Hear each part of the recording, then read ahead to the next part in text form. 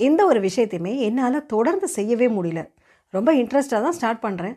ஆனாலும் அது என்னால் சக்ஸஸ்ஃபுல்லாக கம்ப்ளீட் பண்ணவே முடியல அப்படின்னு நினைக்கிறீங்களா? அது உங்களுடைய பிஸ்னஸாக இருக்கலாம், உங்களுடைய ஸ்டடீஸாக இருக்கலாம், இல்லை உங்களுடைய வீட்டு வேலைகளாக கூட இருக்கலாம். ரொம்ப இன்ட்ரெஸ்ட்டாக ஸ்டார்ட் பண்ணுறீங்க, ஆனால் அதை பாதியில் நிறுத்திடுறீங்க. எதனால் இந்த மாதிரி இந்த கன்சிஸ்டன்சி அப்படிங்கிறது மிஸ் ஆகுது, தொடர்ந்து செய்ய முடியல அப்படிங்கிறத இந்த வீடியோவில் பார்க்கலாம். நான் Jayashree. I am emotional wellness coach and welcome to my channel Mind Miracle. இது வரைக்கும் நம்மளுடைய சேனலுக்கு சப்ஸ்கிரைப் பண்ணாதவங்க சப்ஸ்கிரைப் பண்ணிக்கலாம். சரி, இது இன்கன்சிஸ்டன்சி, அதாவது எதையுமே தொடர்ந்து செய்ய முடியாது, காரணம் என்ன அப்படின்னு பார்க்கலாம். இது ஆக்சுவலாக உங்களுடைய கேரக்டர் சம்மந்தப்பட்டது அப்படின்னு எல்லோரும் நினச்சிக்குவாங்க. இது இன்டிசிப்ளின் அப்படிங்கிற மாதிரி. ஆனால் இது அதெல்லாம் தாண்டி இது ஒரு ஆழ்மனம் சம்மந்தப்பட்ட ஒரு விஷயம். ஆழ்மனம், அதாவது நம்மளுடைய சப்கான்ஷியஸ் மைண்ட் அப்படிங்கிறது நம்மளை எப்போதுமே கம்ஃபர்ட் ஜோனில் தான் வச்சுருக்க நினைக்கும். அதாவது நம்மளுடைய ஆழ்மனசுக்கு நம்ம எந்த விதத்துலையுமே கஷ்டப்படக்கூடாது அப்படின்னு தான் அது நினைக்கும். ஸோ நீங்கள் சப்போஸ் ஒரு விஷயத்தை புதுசாக ஆரம்பிக்கிறீங்கன்னு வச்சுக்கோங்களேன், உடனே அது என்ன சொல்லுன்னா, எனக்கு இந்த விஷயங்கள்லாம் தெரியவே தெரியாது, எனக்கு இதெல்லாம் பழக்கமே இல்லை அப்படின்னு ஒரு ரெசிஸ்டன்ஸை உருவாக்கிட்டே இருக்கும். ஏன்னா ஆழ்மனசு எப்போதுமே தனக்கு எது தெரியுமோ அதை தான் தொடர்ந்து செய்கிறதுக்கு ரொம்ப சப்போர்ட்டிவாக இருக்கும். நம்மளுடைய டே டு டே ஆக்டிவிட்டீஸ் இருக்கு இல்லையா, அதெல்லாம் நம்ம ரொம்ப ஈஸியாக ஆனால் செஞ்சுருவோம். அதுக்கு எந்த வித டிஸ்டர்பன்ஸும் இருக்காது, எந்த வித ரெசிஸ்டன்ஸும் இருக்காது. ஆனால் அதுவே ஒரு விஷயத்தை புதுசாக செய்யணும்னா ரொம்ப மெனக்கிடுவோம். ஏன்னா ஆழ்மனசுக்கு அதோட நம்மளுடைய ஆழ்மனம் அதுக்கு சப்போர்ட் பண்ணாது. ஏன்னா ஆழ்மனசுக்கு எதையுமே புதுசாக செய்கிறதுக்கு பிடிக்காது. அதுதான் விஷயம். ஸோ நம்மளுக்கு புதுசாக ஒரு விஷயம் ஸ்டார்ட் பண்ணால் நம்மளுடைய ஆழ்மனசுக்கு பிடிக்காது. அது ரெசிஸ்டன்ஸ், அதான் அது எதிர்ப்பை காட்டிக்கிட்டே இருக்கும். ஸோ எந்த விதத்துலேயும் அதை நம்ம சப்போர்ட் பண்ணாது, அதுக்கு மாறாக அதை ஸ்டாப் பண்ணுறதுக்கான எல்லா விஷயங்களையுமே செஞ்சிட்ருக்கோம். ஸோ அதனால தான் நம்ம ஒரு விஷயத்தை நம்ம ஸ்டார்ட் பண்ணுறோன்னு வச்சுக்கோங்களேன். நீங்கள் ஒரு பிஸ்னஸே ஸ்டார்ட் பண்ணுறீங்க, ஆரம்பத்தில் ரொம்ப ஸ்ட்ரகிள் பண்ணுற மாதிரி இருக்கும், எந்த விஷயமே நம்மளுக்கு புரியாததாக இருக்கும். ஸோ நம்ம சப்கான்ஷியஸ் மைண்ட் என்ன சொல்லிக்கிட்டே இருக்கும்னா, இது எதுக்கு தேவையில்லாமல் இதெல்லாம் செய்கிறது, ஏற்கனவே செஞ்சுட்டு இருந்த வேலை நல்லா தானே இருந்தது, அதை ஏன் கண்டினியூ பண்ணக்கூடாது, அதிலேயே இருக்கலாமே அப்படின்னு ஒவ்வொரு தடவையும் மனசுக்குள்ளே சொல்லிக்கிட்டே இருக்கும். அது பிஸ்னஸ்க்கு மட்டும் இல்லை, படிப்புக்கும் அதே தான். இது இவ்வளோ கஷ்டப்பட்டு இதை படிக்கணுமா, ஈஸியான சப்ஜெக்ட் எடுத்துகிட்டு படிச்சுட்டு போயிடலாமே அப்படின்னு தோணும்.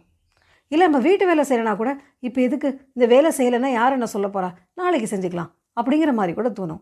ஸோ ஆக மொத்தத்தில் அந்த விஷயத்தை செய்ய விடாமல் தடுத்துக்கிட்டே இருக்கும். ஏன்னா அது நம்மளை கம்ஃபர்ட் ஜோனில் வச்சுக்கிறதுக்கு தான் நினைக்கும். ஏன் அப்படின்னா, ஒரு விஷயம் நம்ம செய்கிறோன்னு வச்சுக்கோங்களேன், நம்ம ரொம்ப இமோஷ்னலி டிஸ்டர்ப் ஆகும். நம்மளோட இமோஷ்னலாக டிஸ்டர்ப் ஆகிறது நம்மளுடைய சப்கான்ஷியஸ் மைண்டுக்கு பிடிக்காது. எதுக்கு தேவையில்லாமல் இவங்க கஷ்டப்படணும் அப்படின்னு தான் அது நினைக்கும். அதே மாதிரி நம்ம ஒரு விஷயத்தை ப்ரெஷரைஸ் பண்ணி பண்ணுறப்பையும் அதுக்கு அது பிடிக்காது. எதுக்கு இப்படி தேவையில்லாத ஒரு ப்ரெஷரை க்ரியேட் பண்ணிக்கிறீங்க அப்படிங்கிற மாதிரி.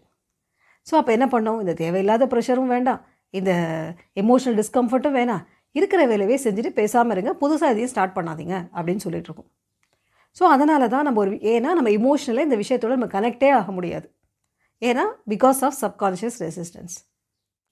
நம்ம எந்த விஷயத்தை எமோஷ்னலி கனெக்ட் ஆகாமல் இருக்கிறோமோ அந்த விஷயத்தை ஹாஃப் வேல விடுறதுக்கு நம்ம மைண்ட் எப்போதுமே ரெடியாக இருக்கும், அன்னோயிங்லி. அப்போ எப்படா நம்மளுக்கு சான்ஸ் கிடைக்கும் அப்படின்னு பார்த்துட்டே இருந்து அந்த டைமில் டக்குன்னு அந்த வேலையை நிறுத்திடுவோம். ஃபார் எக்ஸாம்பிள், ஒரு வாக்கிங் போகிறதே வச்சுக்கோங்களேன், இல்லை எக்ஸசைஸ் பண்ணுறதேன்னு வச்சுக்கோங்களேன், நம்ம மைண்ட் அதுக்கு ஏகப்பட்ட ரெசிஸ்டன்ஸை கொடுத்துட்டே இருக்கும். இது தேவையில்லாமல் இதுக்கு வேறு ஏதாவது செய்யலாம், எதுக்கு வாக்கிங் போகணும், வேறு ஏதாவது ஒர்க் பண்ணிக்கலாம், இல்லை டயட்டை மாற்றி பார்க்கலாம் அப்படின்னு ஏதாவது ஒன்று சொல்லிக்கிட்டே இருக்கும். ஏன்னா அதுக்கு அந்த விஷயம் பிடிக்காது. சரி, இப்போ ஒரு விஷயத்தை நம்ம சப்கான்ஷியஸ் மைண்டோட சப்போர்ட்டோட எப்படி செய்கிறது அப்படிங்கிறத பார்க்கலாம். ஏன்னா எந்த ஒரு விஷயத்தையும் கம்ப்ளீட் பண்ணணுன்னா நம்மளுக்கு சப்கான்ஷியஸ் மைண்டோட சப்போர்ட் நம்மளுக்கு ரொம்ப தேவை. அதை எப்படி நம்மளுக்கு சப்போர்ட் பண்ண வைக்கிறதுங்கிறத பார்த்துக்கலாம். ஃபஸ்ட்டு, நீங்கள் ஒரு விஷயத்தை ஸ்டார்ட் பண்ணுறீங்க அப்படின்னா அது உடனே பெரிய லெவலில் பண்ணணும் அப்படின்னு நினைக்க வேண்டாம். ஸ்டார்ட் ஸ்மால் அப்படின்னு சொல்லுவாங்க, அதாவது சின்னதாக ஸ்டார்ட் பண்ணுங்கள் அப்படின்னு. அப்போது நம்ம சப்கான்ஷியஸ் மைண்டு பெருசாக அதை பற்றி கவலைப்படாது. நான் ஒரு சின்ன எக்ஸாம்பிள் சொல்கிறேன். வீடை க்ளீன் பண்ணணும் அப்படின்னு ஒருத்தங்க நினைக்கிறாங்கன்னு வச்சுக்கோங்களேன்.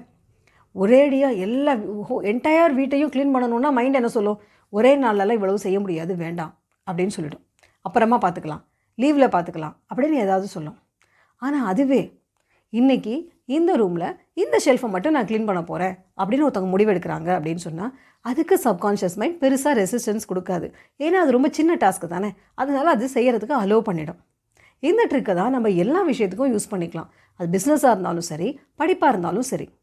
நீங்கள் எந்த விஷயத்தை பெருசாக செய்யணும்னு நினைக்கிறீங்களோ, ஃபார் எக்ஸாம்பிள் இது ஏப்ரலில் இந்த ஃபைனான்ஷியல் இயரில் இந்த பிஸ்னஸை நான் இவ்வளோ தூரம் அச்சீவ் பண்ணணும் அப்படின்னா இந்த டார்கெட் இவ்வளோ அச்சீவ் பண்ணணும்னு என்ன செய்வோம், அதை குவார்ட்டர்லியாக நம்ம பிரிச்சுக்குவோம் இல்லையா, அதே தான் எல்லா விஷயத்துக்குமே. உங்களுடைய மெயின் கோலை, மெயின் டாஸ்க்கை சின்ன சின்ன சப் டாஸ்க்காக பிரிச்சுக்கோங்க. சின்ன சின்ன சப் கோல் அது மாதிரி சொல்லலாம். மைக்ரோ டாஸ்க், மினி டாஸ்க் எப்படி வேணாலும் சொல்லலாம். சின்ன சின்னதாக பிரிச்சுக்கலாம். சின்ன சின்னதாக பிரிச்சுக்கிட்டு அதுக்கு ஒரு டார்கெட் மாதிரி வச்சுக்கிட்டு இதுக்குள்ளார நான் இத்தனை நாளுக்குள்ளே இதை மட்டும் நான் செஞ்சு முடிப்பேன் அப்படிங்கிறத மட்டும் மைண்டில் நம்ம க்ரியேட் பண்ணிக்கலாம். அப்போது நம்ம சப்கான்ஷியஸ் மைண்ட் பெருசாக அதுக்கு ரெசிஸ்ட் பண்ணாது. இது ஒரு விஷயம். ஸோ ஒரு பெரிய டாஸ்க்கை சின்ன சின்ன மைக்ரோ டாஸ்க்காக ஸ்ப்ளிட் பண்ணிக்கிறது தான் ஃபஸ்ட்டு விஷயம். ரெண்டாவது என்ன செய்யலாம் அப்படின்னா, நம்மளை எல்லாமே ப்ரெஷரைஸ் பண்ணிக்க வேணாம். அன்றைக்கி அந்த விஷயத்தை செய்ய முடியல அப்படின்னு சொன்னால், ஐயோ செய்ய முடியலையே அப்படின்னு சொல்லிட்டு நம்மளை ப்ரெஷர் பண்ணிக்க வேணாம். ஏன்னா ப்ரெஷர் அப்படிங்கிறது சப்கான்ஷியஸ் மைண்டுக்கு பிடிக்காத விஷயம். இது ரெண்டாவது. மூணாவது என்ன அப்படின்னா ஃப்ளெக்சிபிலிட்டி. சப்போஸ் இன்றைக்கி இந்த விஷயத்தை செய்ய முடியலன்னா நாளைக்கு செஞ்சுக்கலாம் அப்படிங்கிற ஒரு ஆப்ஷனையும் நம்ம மைண்டுக்கு ரெடி பண்ணிக்கலாம். ஆனால் இதையே தொடர்ந்து எல்லா நாளும் செய்யக்கூடாது. எனக்காவது ஒரு நாள் இந்த விஷயத்தை செய்ய முடியலன்னா ஸோ வாட், நாளைக்கு செஞ்சுக்கலாம் அப்படிங்கிற மாதிரி ஒரு ஃப்ளெக்சிபிலிட்டிங்கிற ஒரு ஆப்ஷனையும் நம்ம மைண்டுக்கு கொடுத்து வைக்கலாம். ஸோ இந்த 3 விஷயங்களை நீங்கள் ஃபாலோ பண்ணுறப்போ, அதாவது பெரிய கோலை சின்ன சின்ன மைக்ரோ கோல்ஸ் அது மாதிரி பிரிச்சுக்கிறது ஒன்று. ரெண்டாவது ப்ரெஷரைஸ் பண்ணாமல் ஈஸியாக அந்த விஷயத்தை செய்கிறது. மூணாவது ஃப்ளெக்சிபிலிட்டி. இந்த 3 விஷயங்களை நம்ம சேர்த்து செய்கிறப்போ நம்ம சப்கான்ஷியஸ் மைண்ட் அதுக்கு பெருசாக ரெசிஸ்டன்ஸ் கொடுக்காது. அதே மாதிரி ஒவ்வொரு தடவையும் இந்த கோல்ஸ் பற்றி நம்ம நினைக்கிறப்ப என்ன செய்யலான்னா, அதோட பெனிஃபிட்ஸை மட்டும் நம்ம மைண்டில் யோசிச்சுக்கிட்டே இருக்கலாம். செய்கிறது இவ்வளோ கஷ்டமாக இருக்கே அப்படின்னு யோசிக்கிறப்பயே உடனே இதை செஞ்சு முடித்தா எனக்கு இவ்வளோ பெனிஃபிட்ஸ் வரும் அப்படிங்கிற அந்த பெனிஃபிட் சம்மந்தமான தாட்டையும் மனசுக்குள்ளார நம்ம க்ரியேட் பண்ணிக்கலாம். அப்போது செய்கிறதுக்கான ப்ரெஷர் நம்மளுக்கு பெருசாக தெரியாது. சப்கான்ஷியஸ் மைண்ட் இது இந்த விஷயத்தை அச்சீவ் பண்ணணும்னு நினச்சிட்டு இருக்காங்க அப்படிங்கிறத மைண்டில் அதையும் ரெஜிஸ்டர் பண்ணிக்கும். ஏன்னா எதை நம்ம ரிப்பீட்டடாக நினைக்கிறோமோ அதை நம்ம சப்கான்ஷியஸ் மைண்ட் ரெஜிஸ்டர் பண்ணிக்கும் இல்லையா.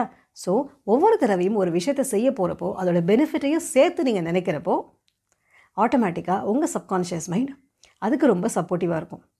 ஸோ நீங்கள் செய்ய வேண்டியது இந்த 3 விஷயங்கள். உங்களுடைய பெரிய டாஸ்க்கை மைக்ரோ மினி டாஸ்க்காக ஸ்ப்ளிட் பண்ணிக்கலாம். ரெண்டாவது விதவுட் ப்ரெஷர் பண்ணலாம். மூணாவது adding flexibility to your task.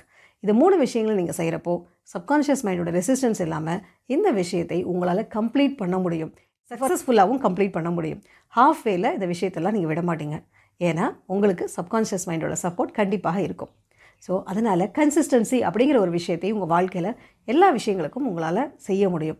So நீங்கள் எந்த விஷயம் செஞ்சாலும் கன்சிஸ்டண்ட்டாக அந்த விஷயங்களை செய்ய முடியும். அதுக்கான ரிசல்ட்ஸையும் உங்களால் அச்சீவ் பண்ண முடியும். அதனால் இன்கன்சிஸ்டன்சி அப்படிங்கிற விஷயத்துலேருந்து கன்சிஸ்டன்சி அப்படிங்கிற விஷயத்துக்கு உங்களால் எந்த விஷயத்தையும் கொண்டு போக முடியும். ஆரோக்கியமான மனமே அற்புதமான வாழ்க்கையின் அடித்தளம். இந்த வீடியோ உங்களுக்கு பிடிச்சிருந்ததுன்னா லைக் பண்ணுங்கள். யாருக்காவது யூஸ்ஃபுல்லாக இருக்கும்னு நினச்சிங்கன்னா அவங்களுக்கு இதை ஷேர் பண்ணுங்கள். இந்த வீடியோவை பார்த்த அனைவருக்கும் என்னுடைய நன்றி.